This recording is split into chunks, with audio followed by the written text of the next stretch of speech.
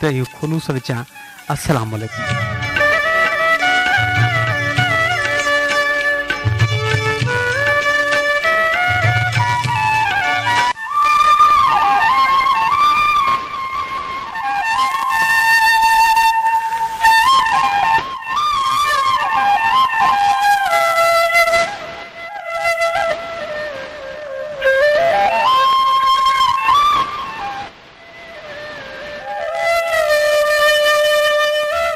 साथियो, वक़्तु केॾो बेरहमी सां गुज़री रहियो आहे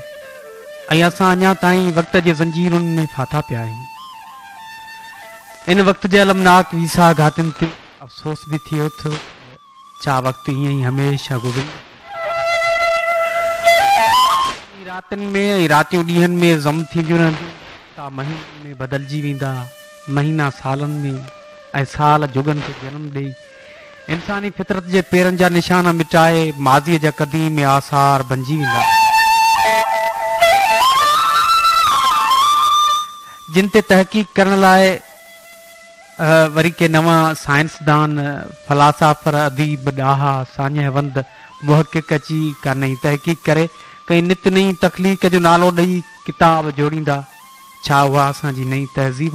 हूंदी जिते बंदि कमरे जे आहिते में शीशनि जे पेतिन में आराम कंदड़, किताबनि जी हिफ़ाज़त चंद ॾोकड़नि ते कमु कंदड़ मुलाज़िमनि खां नथी थिए।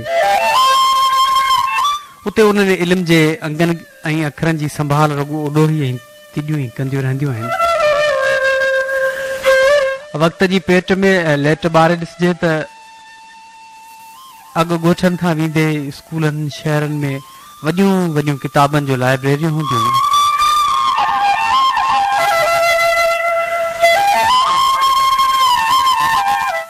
जिते हर मकतबे फ़िक्र जा माण्हू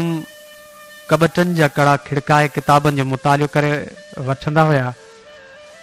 ॻोठ मौलवी अब्दुल्ला मरी जी लाइब्रेरी खां वेंदे पब्लिक स्कूल मीरपुर ख़ास जी सुठड़ी लाइब्रेरी ताईं नौजवान किताब पढ़ंदा हुआ, पर हाणे एतिरियूं लाइब्रेरियूं नई नौजवाननि जो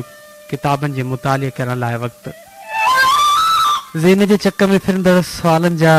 पिनोड़ा हाणे जेकॾहिं चिटिजनि त कंहिंखे चिटिजनि। वक़्त जी वेर में बचियल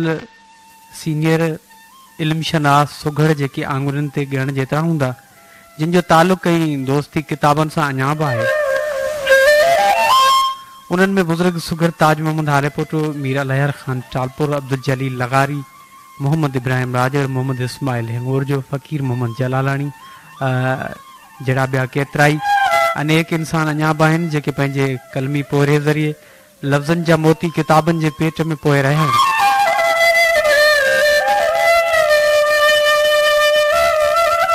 ऐं हा साथियो, इंटरनेट ऐं कंप्यूटर जे कीबोर्ड सां खेॾंदड़ नौजवान भले तरक़ीअ तरफ़ ध्यानु ॾियनि, पर वक़्तु क़ीमती आहे, वक़्त जो ज़ियान न कनि। ख़ुदारा दुनिया जा माण्हू जिते इंटरनेट ते बिज़नेस करे खरबें रुपया कमाइनि था, उते असां छा था कमायूं, छा था विञायूं, इहो ज़रूरु सोचियो साथियो। रती गिरी हाणे मां ॿुधो पियो आहे हॉट FM 98 मीरपुर ख़ासि जी स्टूडियो मां, ऐं प्रोग्राम जे अॼोके सिटा में हमारी ख़ूबसूरत शाइरी, डायरी जा वर्क ऐं कुझु तहरीरूं शामिल कंदासीं।